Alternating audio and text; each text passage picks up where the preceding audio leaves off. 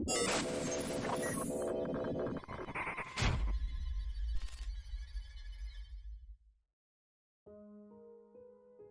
bought it the same day Meadow died. He was my first dog, a 100-pound mass of muscle, fur, and cuddles, a mountain breed from southeastern Europe. He was a happy boy, and I was devastated to see him go. The cancer that tore through his body was unstoppable, and by the end, had turned a strong bear into a frail husk. At the vet, we shared one last look before he closed his eyes forever. I hope he felt loved in that moment. They told me I could pick up his ashes the next day. I would rather have him back.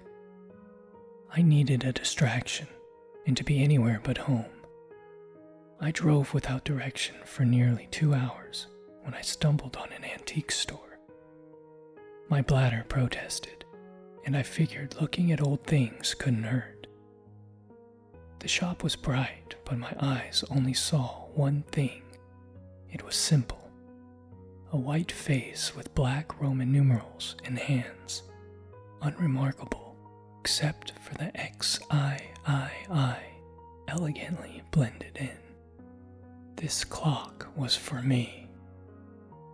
The cashier, an old Amish man with a black cap and beard to his belt, seemed in a rush to get rid of it. I don't know how much I paid.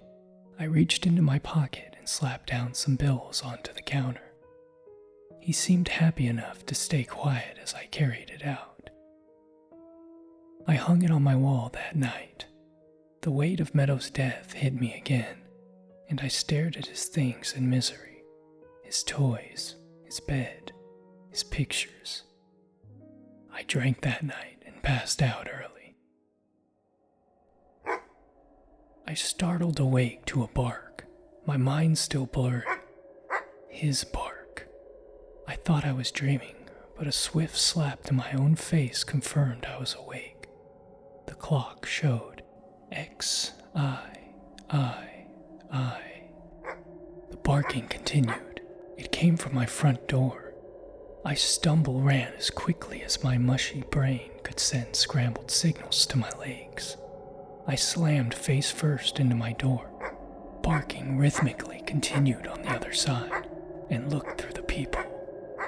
What I saw sobered me up instantly and completely.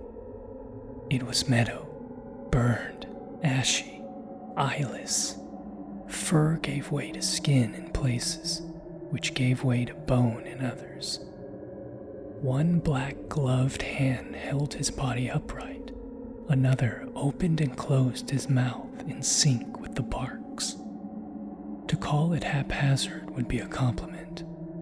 The figure appeared to be wearing a suit, but it was obscured by the dark. My blood froze. I fell to the ground, my back against the door, curled up and cried. The barking continued. When it finally stopped, I looked at the clock. 1 a.m. I looked through the peephole to see nothing. I opened the door and found a note on my doorstep. Delivery notice. We tried to deliver your order, but we must have missed you. Your satisfaction is our priority. We will make another delivery attempt during the following days/times.